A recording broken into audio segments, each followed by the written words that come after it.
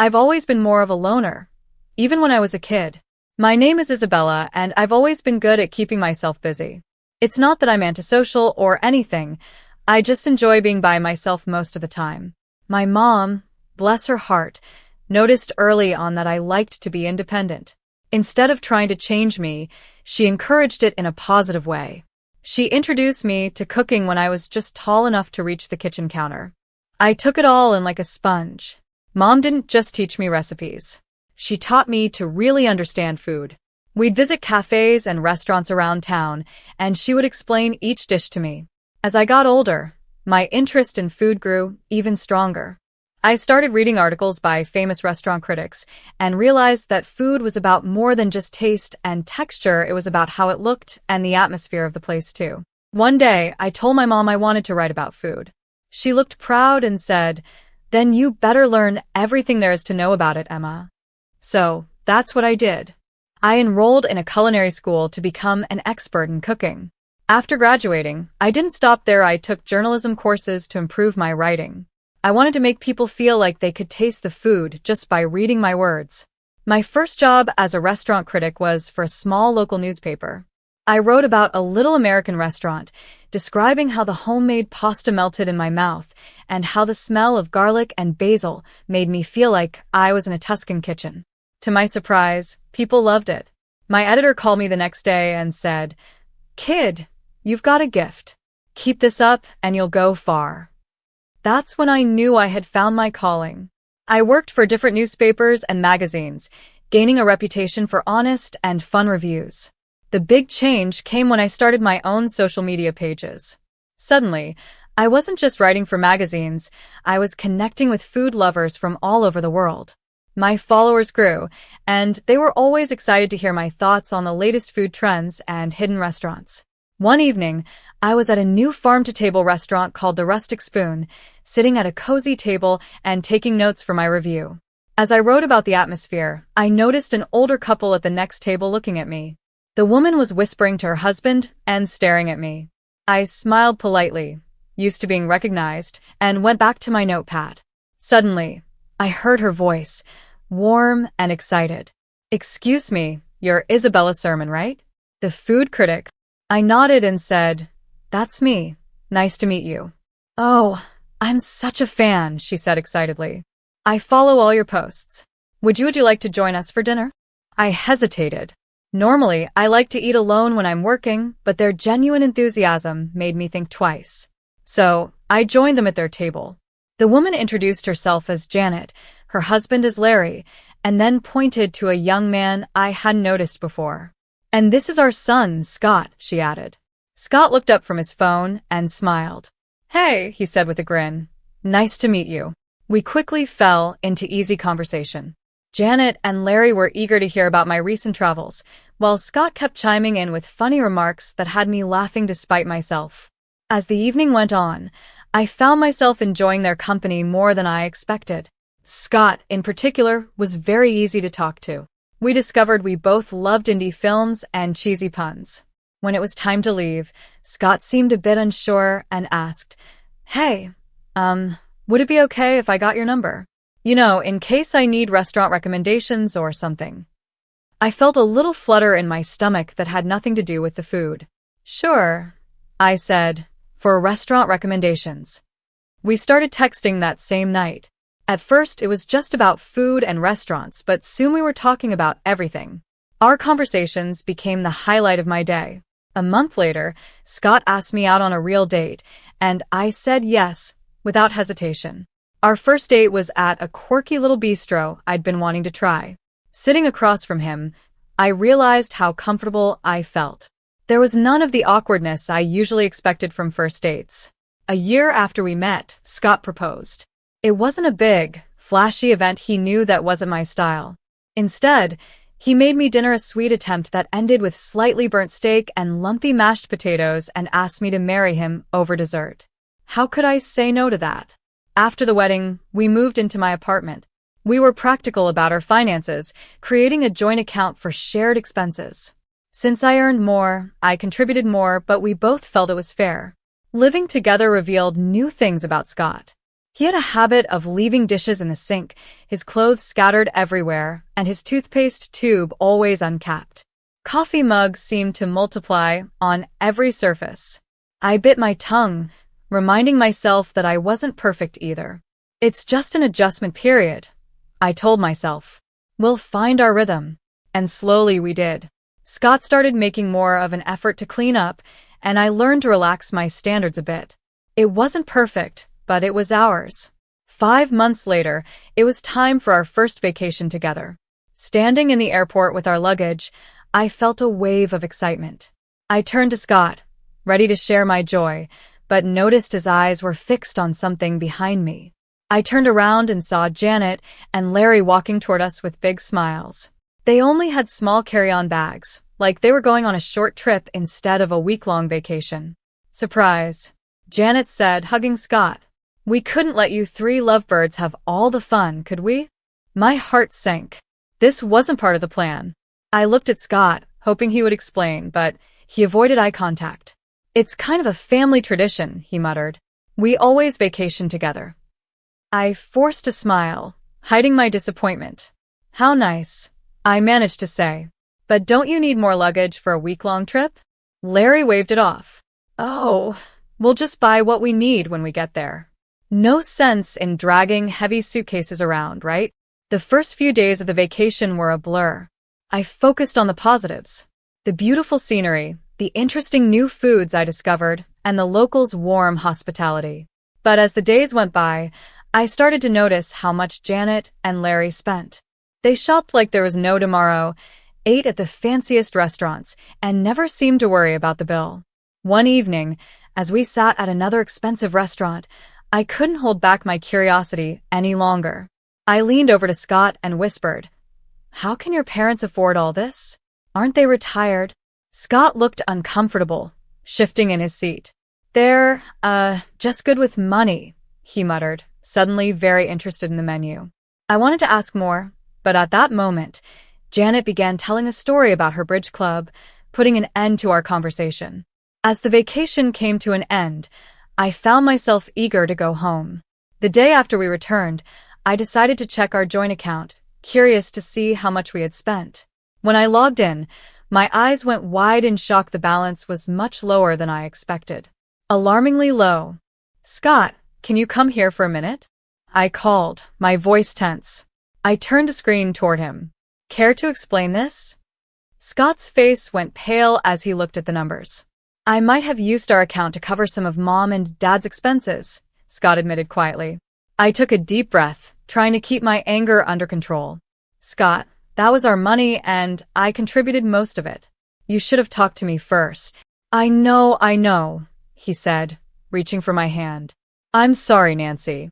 It won't happen again, I promise." A month went by, and things slowly got back to normal. Scott kept his word and didn't touch our joint account without discussing it with me first. I tried to let go of what happened during the vacation and focused on my work and our life together. One cool autumn evening, Scott came home looking excited. "Hey, Nancy," he said, wrapping his arms around me from behind as I stood at the kitchen counter, cutting vegetables for dinner. "I've got an idea. How about we go on an overnight picnic this weekend? Just the 2 of us, a rented motorhome, and the great outdoors. What do you say?" The idea sounded great, and we spent the next few days getting ready for our little adventure. I packed a cooler with gourmet sandwiches, homemade potato salad, and a bottle of wine. Scott took care of renting a small motorhome and planning our route. We arrived at the campsite in the afternoon. The place was beautiful, surrounded by tall pine trees and a clear lake. Scott parked the motorhome in our spot, and we stepped outside to enjoy the fresh air. That's when I saw a familiar car pulling into the space next to ours. Janet and Larry got out, waving excitedly. "Surprise," Janet called out. "We thought we'd join you on your little getaway." I turned to Scott, hoping to see the same shock I felt on his face, but instead, he looked sheepish, avoiding my eyes. "Scott," I said, my voice calm but firm, "did you tell them about our trip?" Before Scott could answer, Janet came over and hugged me tightly. "Isn't this exciting? A family camping trip." I forced a smile, but I couldn't help noticing they showed up with no supplies, no tent, no food, not even a change of clothes. As the evening went on, it was clear that our romantic getaway had turned into a family event. Janet and Larry took over the conversation, telling us stories about their past camping trips.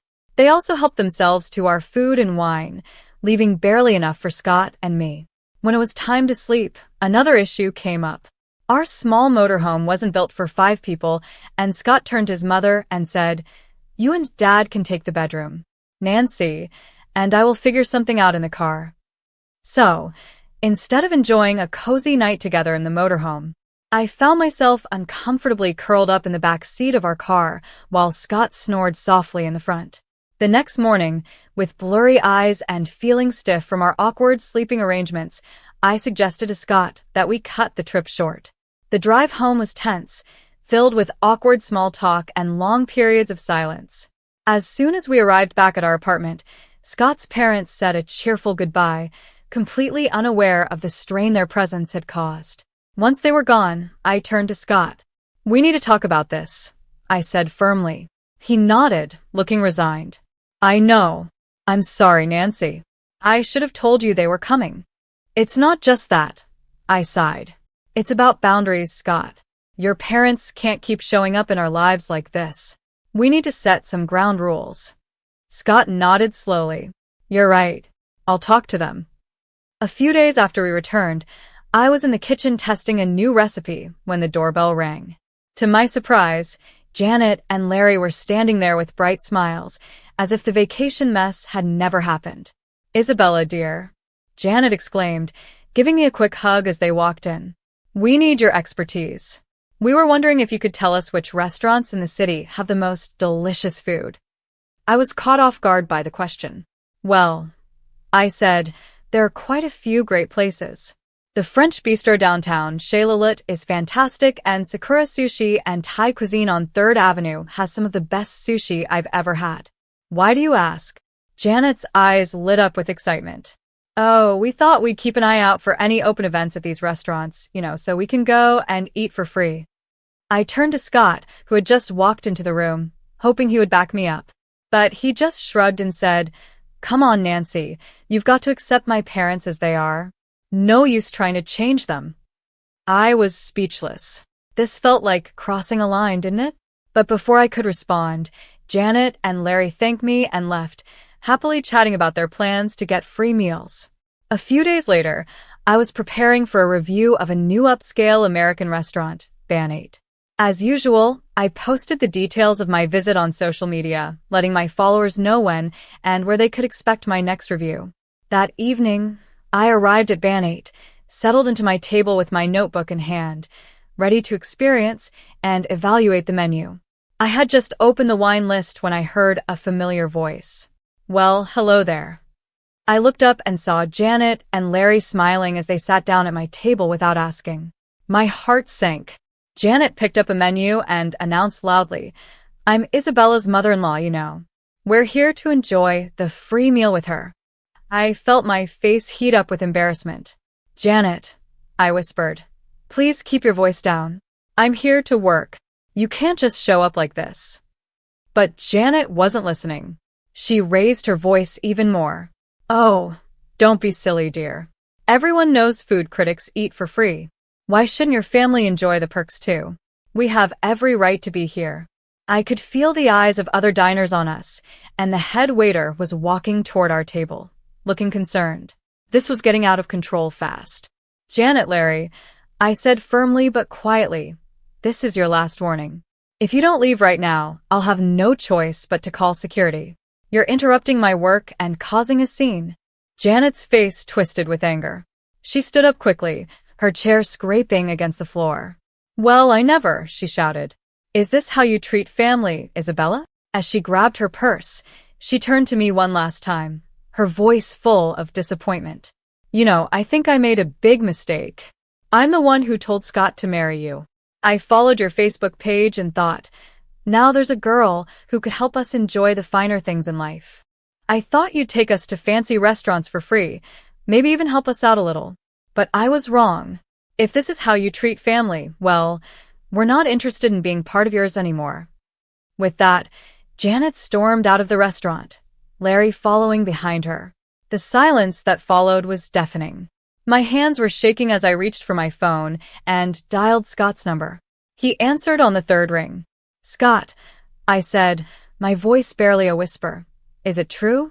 Did your mother really push you to marry me because she thought I'd provide for them?" There was a long pause on the other end of the line. Finally, Scott sighed. "Yes," he admitted. "Mom saw your success and thought, well, you know how she is. She insisted you'd be perfect for us." It felt like the ground had disappeared beneath me. I hung up the phone and turned to the headwaiter, who had been standing nearby. "I'm really sorry for the disturbance," I said. "I won't be able to finish my review tonight. Please give my apologies to the chef." As I gathered my things, I pulled out my phone again and quickly typed a message to my followers, explaining that due to unexpected events, my review of Bar di Sante would be postponed. The drive home was a blur, my mind racing to make sense of everything that had happened. When I walked through the door of our apartment, Scott was waiting for me, his face full of worry. "Nancy," he began, but I held up my hand to stop him. "Why didn't you tell me?" I asked softly. "Was I just a way for your family to get what they wanted?" Scott's face fell, and he reached for my hand. This time, I didn't pull away. "No, Nancy, no." "Well, yes, it started with my mom's idea, but I fell in love with you. Not your job, not your connections, just you." I sank onto the couch, suddenly feeling drained. Scott sat next to me, his eyes full of hope. "I know I've made mistakes," he said quietly. "I should have set boundaries with my parents a long time ago. But Nancy, I love you. I want to make this right. Can we try to fix this?" I looked at him, really looked at him. Despite everything, I knew I still loved him. As we sat there on the couch, our hands intertwined, I felt a small glimmer of hope. Maybe, just maybe, we could get through this and come out stronger. The next couple of months passed peacefully. Scott worked on setting boundaries with his parents, and I threw myself into my work, trying to rebuild the trust in our relationship. Then, the moment I had worked toward for years finally came. My cookbook was published. It was more successful than I ever dreamed. Major newspapers and magazines praised it, and it quickly became a bestseller on all the big online retailers. One evening, as I was scrolling through yet another glowing review, Scott came home with a surprise. "Let's celebrate your success," he said, his eyes sparkling with excitement. "I've planned a trip to that charming city you've always wanted to visit. It has everything you love: great restaurants, historical sites, beautiful nature. And I booked us a room at that boutique hotel you've been eyeing." I paused for a moment, then asked the question that had been on my mind. "It's just us, right? Your parents aren't coming?" Scott looked me straight in the eye. "I promise, Nancy. It's just us. No parents, no surprises." The day of our trip arrived, and we made our way to the train station, luggage in hand, feeling hopeful about what was ahead. My heart sank. There they were, Janet and Larry, waving enthusiastically. I turned to Scott, hoping this was just a bad coincidence, but the guilty look on his face told me everything. "I'm sorry," he mumbled, avoiding my eyes. "I could not invite them. Mom found out about the trip." In that moment, something inside me broke. All the promises, all the efforts of the past months, they meant nothing. But I forced a smile as Janet and Larry approached. I noticed they only had a small purse between them, no luggage. "Where's your luggage?" I asked, already knowing the answer. Janet waved her hand dismissively. "Oh, don't worry, dear. You'll handle everything, won't you? After all, we're celebrating your success." As the announcement for boarding came over the loudspeaker, we made our way onto the train. Once everyone settled into their seats, I stood up. "I'm just going to use the restroom before we leave," I said, grabbing my purse with my phone and documents inside. I stepped off the train, feeling the cool air of the platform on my face. I stood there, watching as the train's doors closed, as the whistle blew, and as it slowly began to pull away from the station. My phone buzzed in my purse, snapping me out of my thoughts. Scott's name flashed on the screen. I took a deep breath and answered. "Nancy, where are you?" Scott's panicked voice came through. We're not on the same path anymore, Scott. I replied, my voice steadier than I felt. I'm divorcing you. I hung up before he could respond. My hand shook as I opened my banking app and blocked Scott's access to our joint account. Barely a minute passed before my phone rang again this time. It was Janet. I held the phone away from my ear as she shouted insults and threats, demanding that I pay for their trip and compensate them for emotional distress. When she finally paused for breath, I spoke calmly. Janet, I'm not afraid of your threats. If you post any slander, I won't hesitate to take legal action. I blocked her number, then Scott's, and finally Larry's, just to be sure. Taking a deep breath, I called a cab and went home. The weekend passed in a blur of emotions and practical tasks. I packed Scott's belongings, contacted a lawyer, and drafted the divorce papers. By Friday morning, I felt drained but determined. The sound of a key turning in the lock made me tense. Scott walked in, looking disheveled and desperate. Nancy, please, he said, walking toward me with open arms. I stepped back, pointing to the suitcases by the door. Your things are packed. It's time for you to go. His face crumpled. You don't mean that. I've learned my lesson, Scott said, his voice desperate. I had a huge fight with my parents on the trip. I told them I'm not paying for them anymore. I'm not even talking to them now. Please, give me another chance. I shook my head and handed him the divorce papers. It's too late, Scott. This isn't just about your parents, it's about trust, respect, and the life I want to live. We want different things, and that's okay, but I can't do this anymore. After a long pause, Scott nodded, his shoulders slumping in defeat. He picked up his suitcases and walked out, closing the door behind him with a quiet click. The next few weeks were hard, but they were also freeing. The divorce process went smoothly, thanks to my careful records and Scott's acceptance of the situation. I threw myself into my work, finding comfort in cooking and writing. As things settled down, I found myself alone again, but it wasn't the loneliness I had once feared. I started to enjoy the little things again. Trying new recipes, spending peaceful evenings with a good book, and connecting with my followers without the pressure of anyone's expectations. One evening, I sat on my balcony with a glass of wine, looking out over the city. I couldn't help but smile. Life hadn't gone the way I planned, but maybe it turned out exactly how it was meant to. I was Isabella, again food critic, author, and most importantly, in control of my own life.